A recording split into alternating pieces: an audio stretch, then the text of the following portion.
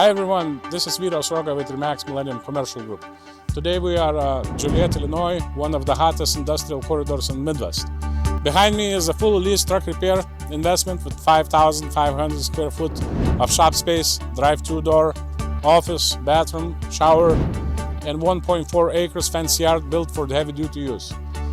This property is producing 192,000 NOI with 5-year triple net lease already in place.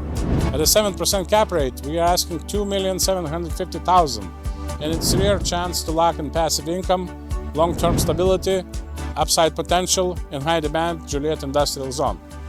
If you're interested, give me a call or text me.